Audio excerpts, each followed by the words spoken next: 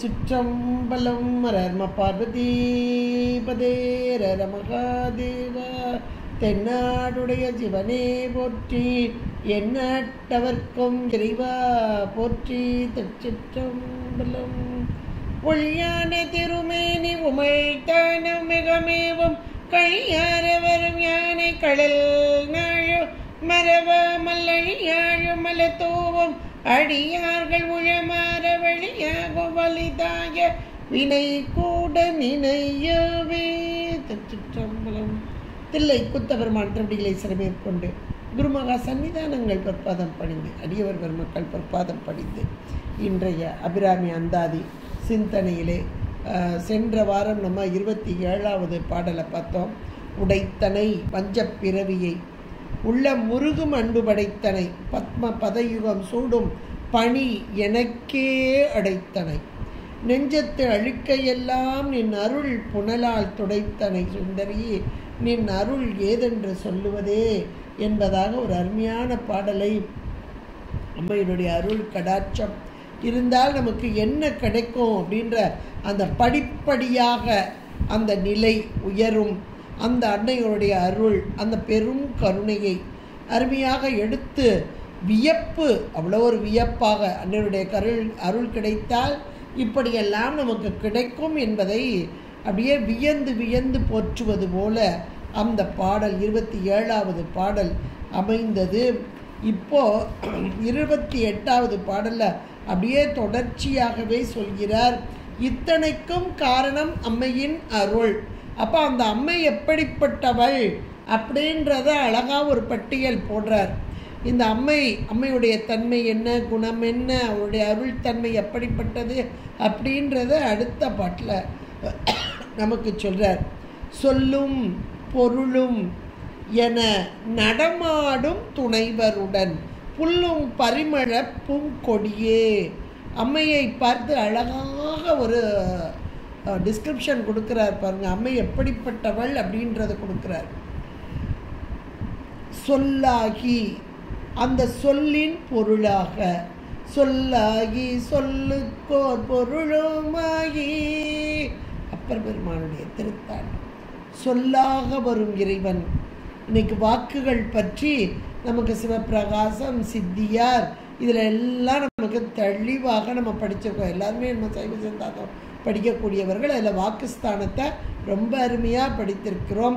அது சுத்தமாயையில் காரியமாக அந்த காரியப்பட்டு உயிர்களுக்கு விளக்கம் தருவதற்காக அந்த சொல் வாக்கு அது ஒவ்வொரு நிலையாக கடந்து மேலே வந்து உயிர்களுக்கு விளக்கம் தருவது என்றெல்லாம் நம்ம பார்த்தோம். இந்த சொல்லாக வருவது நாதம், நாதத்திலிருந்து அப்படியே விருத்திப்பட்டு வந்த விந்து, அந்த விந்துவின் காரியமாகத்தானே வருது சொல். அந்த சொல் வெளிப்பட்டு வருகிறது உயிர்களுக்கு விளக்கத்திற்காக. சொல் மட்டும் போதுமா? சொல் என்பது உடம்பாக, அந்த உடம்புக்குள் இருக்கும் உயிராக இருப்பது எது? பொருள். அதான் சொல்லாகி சொல்லுக்கோர் பொருளுமாகி, சொல்லிய பாட்டின் பொருள். அப்போ பொருளாக இருப்பது யார்? இறைவன் எம்பெருமான். அதைத்தான் இங்கே அபிராமிப்பட்டர் மிக அழகாக எடுத்து சொல்கிறார். சொல்லும் பொருளும். அப்போ சொல் மட்டும் பத்தாது, அந்த சொல்லுடைய பொருள். அப்போ சொல்லும் பொருளும் என, அப்போ சொல்லாக வருபவனும் நாதம் இந்த சுத்தமாயிலிருந்து தான் வெளிப்பட்டு வருகிறது. அப்போ அந்த சொல், அது சொல் உணர்த்தக்கூடிய பொருள். அப்படி சொல்லும் பொருளும் என நடமாடும் துணைவருடன். இந்த இறைவன் எப்படிப்பட்டவனாக இருக்கிறான் என்றால் நடமாடும் துணைவர் அப்படின்ற ஒரு வார்த்தையை அழகாக போடுறார். அப்படியே அதை பிராக்கெட் பண்ணி வச்சுட்டு நடராஜ பெருமான் போட்டுக்கோங்க, அவ்வளோதான். அதிகாரம், லயம், போகம், அதிகாரம் என்ற 3 நிலையிலிருந்து உயிர்களுக்கு அருள் பாலிக்க வரும் இறைவன். அதிலே அதிகார நிலை. அந்த அதிகார நிலை என்பது உருவம் தாங்கி வரும் நிலை. அந்த உருவம் தாங்கி வரும் நிலையிலும் நடராஜ பெருமாக நடன மூர்த்தமாக. இந்த நடன மூர்த்தம் எதை செய்கிறது? ஐந்தொழிலை செய்கிறது. எதற்காக? உயிர்கள் பக்குவப்பட்டு அறியாமையிலிருந்து மீண்டு இறைவனை அடைய வேண்டும். உயிர்களுடைய நோக்கம் எது? இறைவனை அடைய வேண்டும் தான். ஆனால் உடலோடு கூடி உலகத்தை அனுபவித்து கொண்டிருக்கிறோம். அப்போ இந்த இறைவன் நடராஜ பெருமானாக இறங்கி வந்த தன்மை, அதான் நடமாடும் துணைவரோட. அந்த நடமாடும் துணைவர் எப்படிப்பட்டவர்? சொல்லும் பொருளும் என. அப்போ நடராஜ பெருமான் என்பது சொல்லாகி சொல்லுக்குள் பொருளாகி நின்ற தன்மையிலே உள்ளத நடராஜ பெருமான். இந்த தனமணிவாசகர்கிட்ட கேட்டாங்க, இந்த திருவாசகத்தின் பொருள்தான் என்ன? அப்படியே நடராஜரை கை காமிச்சார் இல்லையா? இவரே இதன் பொருள். இந்த சொல்லெல்லாம் பொருளாகி வந்தால் இந்த உருவம்தான், இந்த நடராஜ பெருமானின் உருவம்தான். அதைத்தான் இந்த 2 வரியில அழகா எடுத்து சொல்றார் அபிராமி. சொல்லும் பொருளும் என நடமாடும் துணைவர். நடமாடும், அந்த நடமாடுதல் என்பது ஐந்தொழில் புரிய வருதல். உயிர்களாகிய நமக்கெல்லாம் அருள் பாலிக்க வரும் அந்த தன்மை, அதையெல்லாம் இது இறைவனுடைய பெரும் கருணை, இறங்கி வந்த தன்மை. உயிர்களாகிய நமக்கு அருள் புரிவதற்காக எளிவந்த பிரான் அப்படின்னு சொல்லுவோம் இல்லையா? அப்படிப்பட்ட ஒரு தன்மை. அதனால தானே உமாபதி சிவாச்சாரியாருக்கு அந்த கைச்சீட்டு கொடுக்கும்போது பெற்றான் சாம்பானுக்கு அவன் மூலமாக இந்த உமாபதி சிவாச்சாரியாரிடம் சேர்ப்பிக்க சொல்லி பெற்றான் சாம்பான்கிட்ட கொடுக்குறார் சுவாமி. அதில் முதல் வார்த்தை என்ன சொல்கிறாரு பாருங்க, அடியார்க்கு எளியன். தன்னை சொல்லும்போது அடியார்க்கு எளியன், சிற்றம்பலவன். அப்போ அந்த வார்த்தை எப்படிப்பட்ட ஒரு விழி பாருங்களேன். அடியவர்களுக்கு எளிவந்த இந்த நடராஜ கோலமே எளிவந்த கோலம்ங்க. உயிர்களாகிய நமக்கு அருள் பாலிப்பதற்காக எளிவந்த தன்மையில் அதிகாரம் என்பது என உருவத்தை கண்டு வணங்கி வழிபடுதல் என்பது சகலவர்க்க ஆன்மாக்களாகிய நமக்கு மிகவும் சாத்தியப்படுது. இன்னைக்கு உருவத்தை பார்த்து வழிபடுறதான ஏராளமான பேர் இன்றைக்கு இருக்கிறோம். அதுக்கு காரணம் என்ன? இந்த உருவத்திலே லயித்து நிற்கிறோம். இந்த உருவத்திலே லயித்து நிற்பதற்கு காரணம் நம்முடைய பக்குவ குறைவுதான். ஆனால் அதை லயிக்கிறதுக்கு ஒரு பக்குவம் வேணும், அது ஒரு பக்கம். இப்போ நடராஜை பார்த்தோன்னு எல்லாருமா லயிக்கிறாங்க. அப்போ இறைவன் அந்த பக்குவத்தை கொடுத்துட்டார். ஆனால் இன்னும் சொல்லப்போனால் இதையும் தாண்டி ஒரு நிலை இருக்கிறது.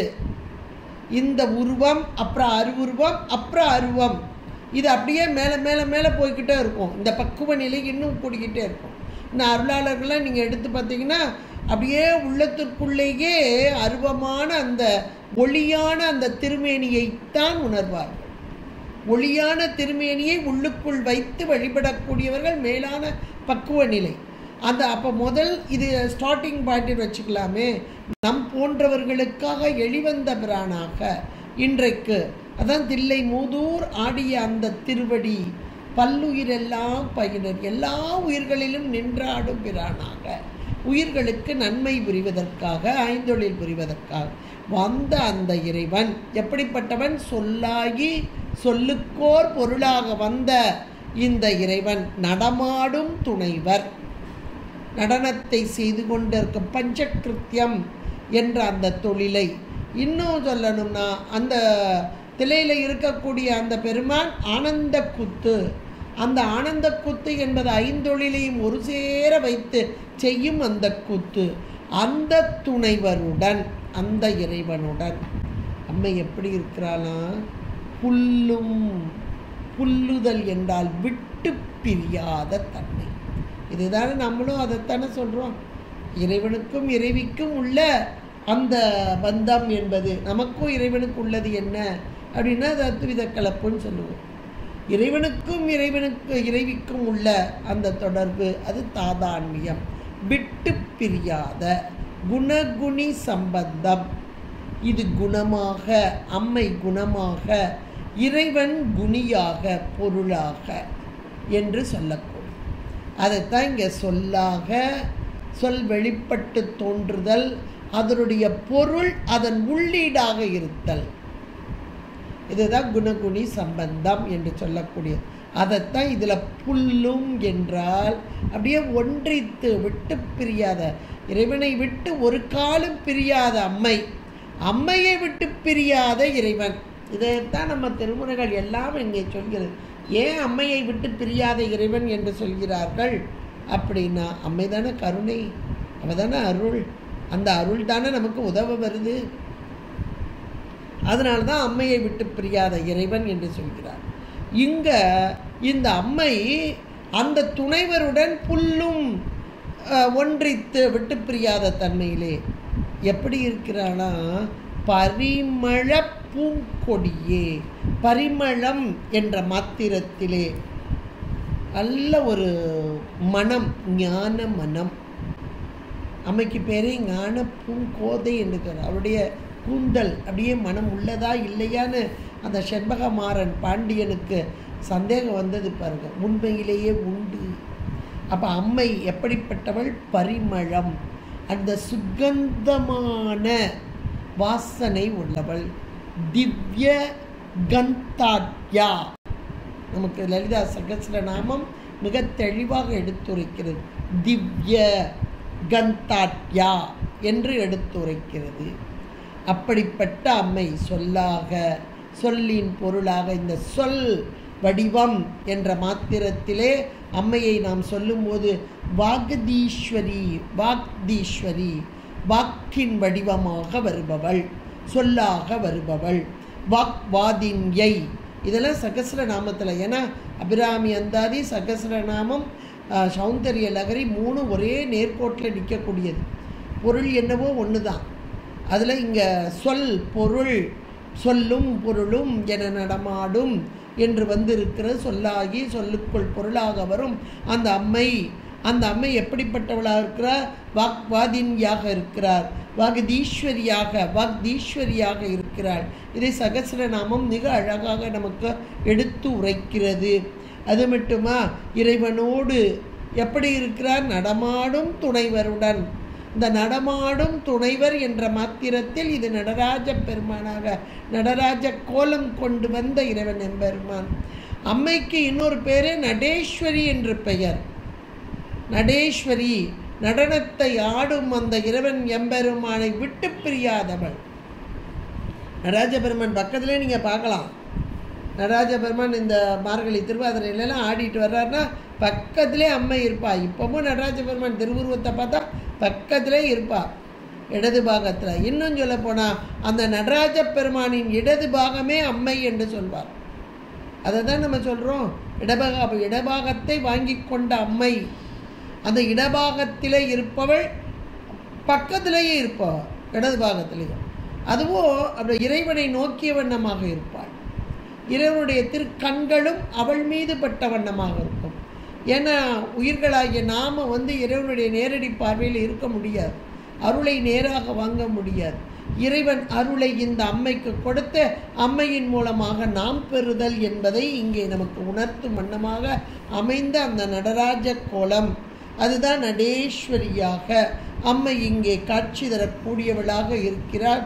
அதை இங்கே அழகாக இந்த பாடலிலே முதல் வரியில் சொல்லும் பொருளும் என நடமாடும் துணைவருடன் புல்லும் பரிமள பூங்கொடியே என்று அழகாக அம்மையை எடுத்து கூறியவர். அடுத்ததாக அவருடைய திருவடி எப்படி இருக்கிறதாம்? நின் புது மலர்த்தாள், புது மலர்த்தாள். அம்மையுடைய திருவடி எப்படி இருக்கிறதா? ஒவ்வொரு நாளும் புத்தம் புதுமையாக. ஏன்னா இந்த தாமரை திருவடி, இந்த தாமரை ஒவ்வொரு நாளும் அப்படியே மலர மலர மலர அதிலிருந்து தேன் பிழிச்சு கொண்டு வருகிறது. இந்த தேன், இதை தான் திருவடி தாமரை என்று சொல்வார்கள். உலகெல்லாம் உணர்ந்து ஓதுதற்கு அறியவன், நிலவுலாவிய நீர் மலி வேணியன், அழகில் சோதியன், அம்பலத்து ஆடுவான், மலர் சிலம்படி. அழகான வார்த்தை ஒன்று கொடுக்கிறார். வினைத்தொகையாக மலரும் சிலம்படி, மலர்கின்ற சிலம்படி, மலர் சிலம்படி. அந்த மலர் சிலம்படி அது தூக்கிய திருவடி. இந்த மலர் சிலம்படி என்பதே தூக்கிய திருவடி. அப்போ மலர்கின்ற அப்படியே நம்ம எடுத்துட்டோம்னா ஒவ்வொரு நாளும், ஒவ்வொரு நாள் என்பது நம்முடைய கணக்கு. ஆனால் ஒவ்வொரு நொடியும் யாரெல்லாம் அங்கே போய் அங்கே இருக்கிறது யார்? பக்குவம் பெற்ற ஆன்மாக்கள். இந்த தூக்கிய திருவடியில் இருக்கிற இந்த 63 நாயன்மார்கள். அப்போ எந்த ஆன்மாக்களெல்லாம் இங்கே வந்து சேர்கிறதோ அந்த ஆன்மாக்களுக்கு அந்த பேரின்பத்தை கொடுத்தல். மலரும்போது தானே தேன் அப்படியே பிழிச்சுகிறது. இதை நல்லா அங்கே உருவகமாக சொல்லப்பட்டு இருக்கிறது.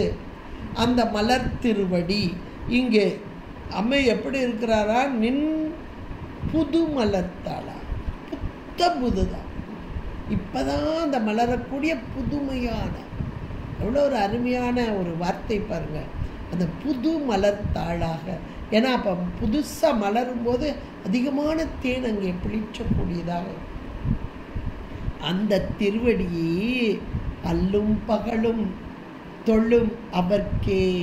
அப்போ அந்த புது மலர்த்தாள் என்ற மாத்திரத்திலே நாம் உணர்ந்து கொள்வது எது என்றால், ஒவ்வொரு நொடியும் விட்டு பிரியாத அந்த அம்மையின் திருவடி. அதுதான் இங்கே தூக்கிய திருவடியாக இறைவன் எம்பெருமான் நடன கோலத்திலே ஐந்தொழில் புரியும் ஆனந்த தாண்டவத்திலே அந்த குஞ்சித பாதம் என்று சொல்லக்கூடிய அந்த தூக்கிய திருவடி ஒவ்வொரு கணப்பொழுதிலும் நமக்கு புது மலர்த்தாழாக தோன்றும் நிலை எப்போது வரும்? இந்த உயிர்கள் என்றைக்கு ஒரு பக்குவ நிலை அடைகிறதோ அன்றைக்கு வரும். உயிரில் இருக்கிற அந்த மலம் இருக்கும் வரையில் அந்த திருவடியும் தெரியாது, அந்த திருவடி தரும் ஆனந்தமும் நாம் அடைய முடியாது. அந்த மலம் நீங்கிய மாத்திரத்திலே பரிபாகம் என்று சொல்லக்கூடியது, பக்குவ நிலை என்று சொல்லக்கூடியது. அதனால தான் அடிக்கடி ஒரு ஓமை உங்களுக்கு சொல்லுவேன்.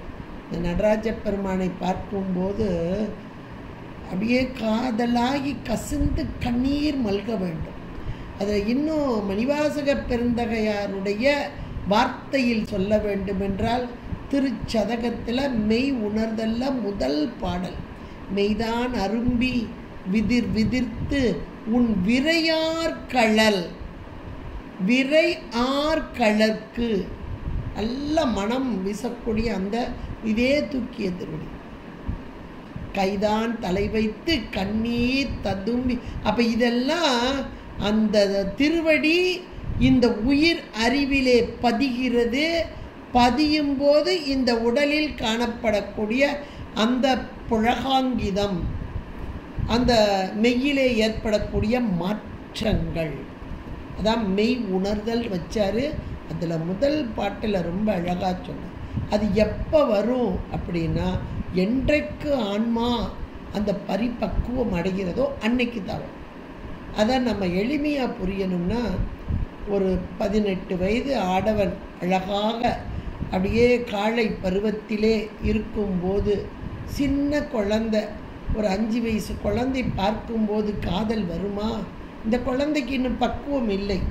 இதே ஒரு 12 வயது நல்ல ஒரு பக்குவம் பெற்ற குழந்தையாக, பெண் குழந்தையாக இருந்தால் ஆடவனை கண்டு காதல் அரும்பும், கனியும்.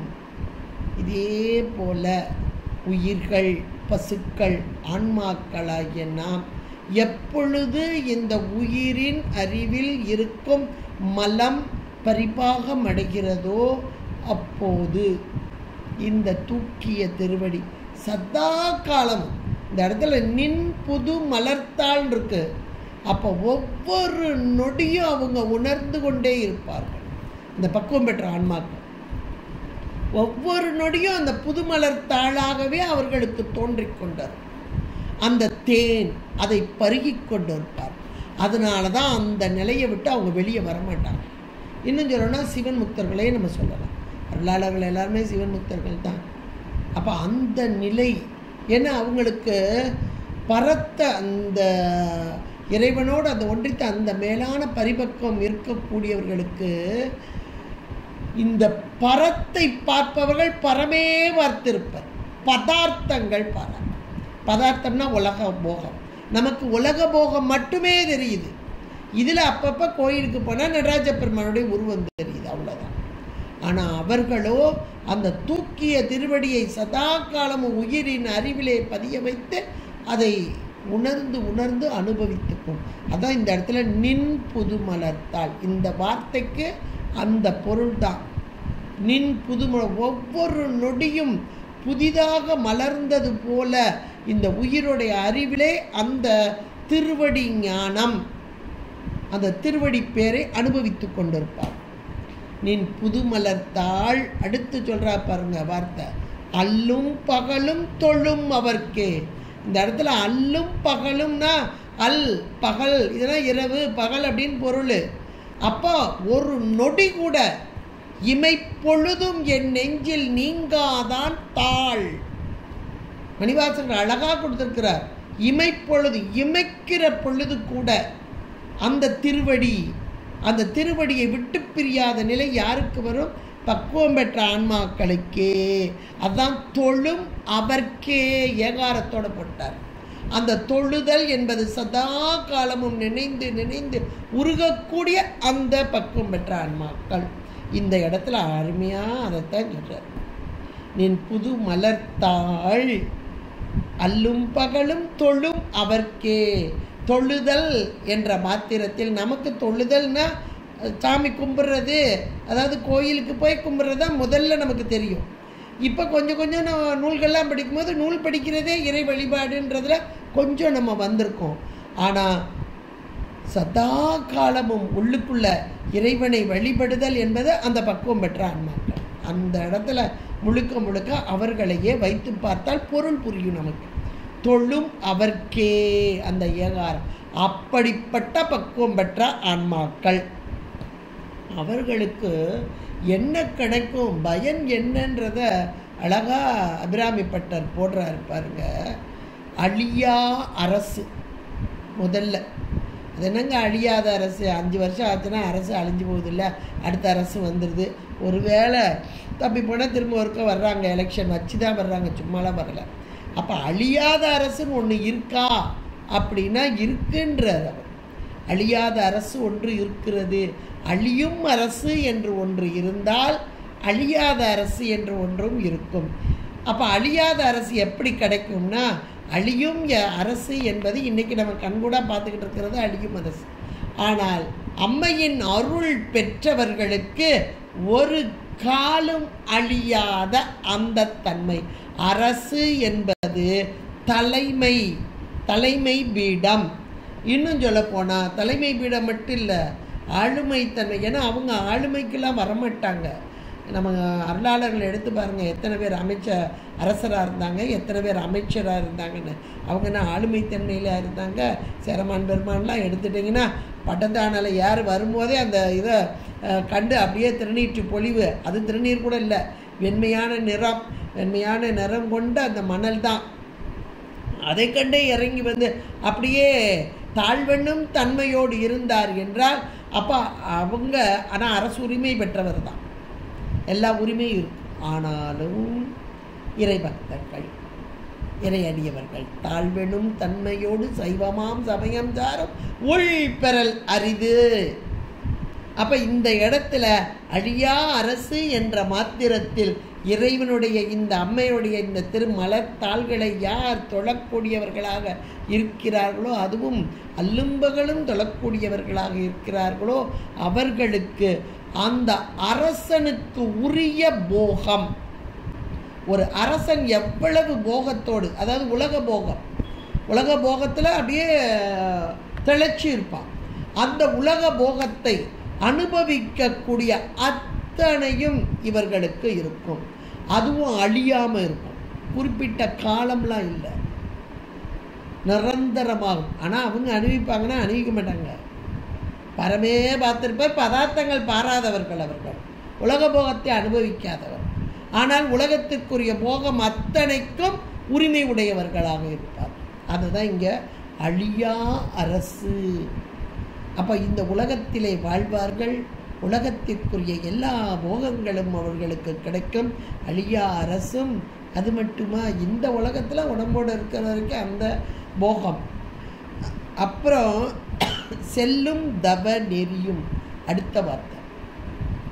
அந்த செல்வம், அந்த போகம், அதை வைத்து உலக இன்பத்தை அவர்கள் அனுபவிக்க மாட்டார்கள் என்றால் அந்த உலகத்தில் அந்த செல்வத்தையும் அதிகாரத்தையும் வைத்து அவர்கள் என்ன செய்வார்கள்?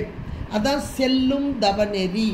அப்போ செல்லும் தவநெறி என்ற வார்த்தை தவநெறிக்கு தம்மை மட்டும் இல்லை, தம்மோடு சேர்ந்தவர்களையும் செலுத்தி கொண்டு இருப்பார்.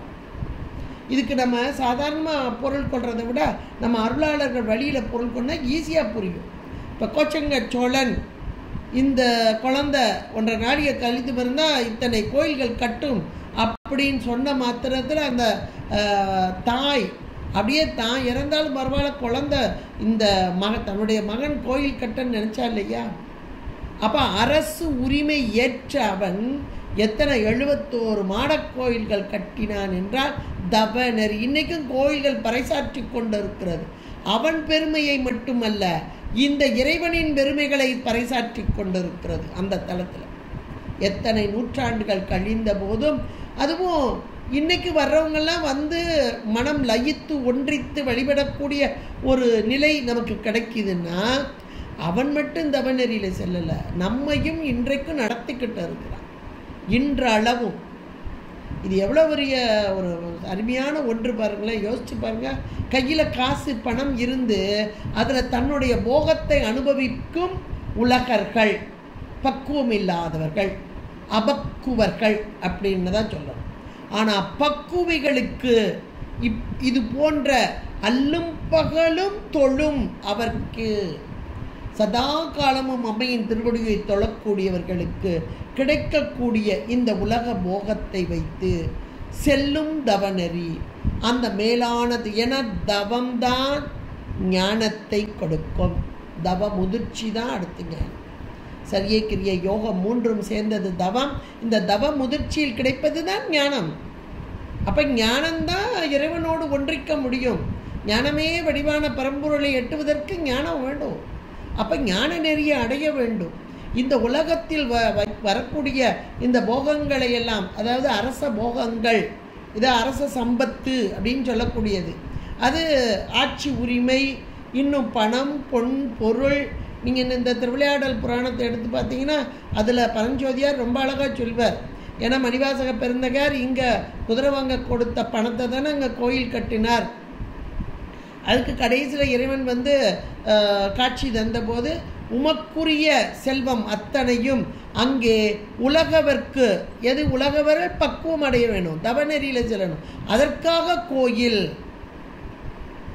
அப்போ இங்கே அரசாங்க பணத்தை எடுத்து அப்படி கட்டினாரே, நிறைய பேர் அது ஒரு கேள்வியாக கேட்பாங்க. அது தவறு தானே, அதனால தான் இவர் தண்டனை பெற்றார் என்றெல்லாம் கூட சொல்வார்கள். உண்மை அதுவல்ல, அது இறைவனுடைய ஆணை.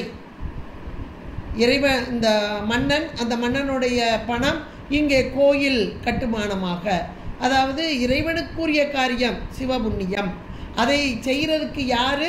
மணிவாசக பெருந்தகர் தேர்ந்தெடுத்து, அது இறைவனுடைய செயல்.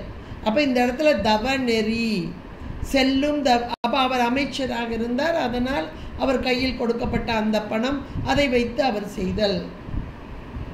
இதெல்லாம் இந்த அருளாளர்களை நீங்கள் எடுத்து பார்த்தா அப்போ எல்லாரும் அப்படி செய்ய மாட்டாங்க. இன்னைக்கு எத்தனையோ பார்க்குறோம், அவரவர்களுக்குரிய போகத்தை அனுபவித்து கொண்டு இருக்கிறோம். ஆனால் தவநெறியில் செல்ல வேண்டும், எல்லோரும் பெற வேண்டும் என்று நினைக்கக்கூடியவர்கள், அதுதான் இந்த அழியா அரசுன்றதையும், இது அப்படியே நீங்கள் அதையும் சேர்த்துக்கிடலாம். அழியா அரசு எப்போ கிடைக்கும் அப்படின்னா, இந்த செல்வம் போகத்தை எல்லாம் தவநெறியில் யார் செலுத்துகிறார்களோ அவர்களுக்கு அழியாத அரசு. இன்றைக்கும் வாழ்ந்து கொண்டு இருக்கிறார்கள். கோச்சங்க சோழன் அந்த கோயிலை பார்க்கும் போதெல்லாம் அந்த மன்னனுடைய ஞாபகம் வருதில்ல. இனி எத்தனை கோவில்கள் அந்த மன்னர்கள் கட்டின கோவிலில் அவங்களுடைய திருவுருவம் ஓரமாக தான் இருக்கும், முன்னாடி ஓரமாக தான் இருக்கும். ஆனால் அவர்களை பார்க்கும் போதெல்லாம் கையெடுத்து நம்ம கும்பிட்றோம். திருச்செந்தூரில் கூட அந்த 3 பேருடைய சிலை அங்கே அமைக்கப்பட்டுள்ளது. இந்த 3 பேர் தான் இந்த கோவில் கட்டுவதற்கு உறுதுணையாக இருந்தவர்கள் அப்படின்னு. இதெல்லாம் மேலான ஒரு தவநெறி. அவர்கள் மட்டும் இல்லை, நம்மையும் நாட்டினை எத்தனை பேர் வந்து வழிபாடு செய்வதற்கு அருமையாக அமைத்து கொடுத்தார்கள். அதான் செல்லும் தவநெறியும். அது மட்டுமா, சிவலோகமும். இந்த தவநெறியில் செலுத்திய மாத்திரத்தில் கிடைக்கும் பேர் எது? சிவலோகம், முக்தி. வரிசையாக அப்படியே வருது. அப்போ இங்கே முதல்ல அம்மையின் திருவடியை அல்லும் பகலும் தொழுதால் அது கிடைக்கும் பேறு எது? அழியாத அரசு, அதாவது உலக போகம், மேலான மேன்மை, இன்னும் செய்யக்கூடிய அந்த பணம் செல்வம் மட்டும் இல்லை, செல்வாக்கு. அவங்க செல்வாக்குன்னா அவங்க சொன்னால் அங்கே நடக்கும் காரியம், அதான் செல்வாக்கு, அதான் அழியாத அரசு. அந்த அழியாத அரசினால் செல்லும் தவநெறி, அந்த அவர்கள் தவநெறிக்கே அதை செலுத்துவார்கள். அந்த பணம் பொருள் எல்லாவற்றையும் மட்டும் இல்லை, அவர்களுடைய செல்வாக்கையும் செலுத்துவார்கள்.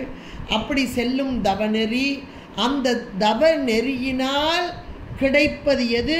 சிவலோகம்.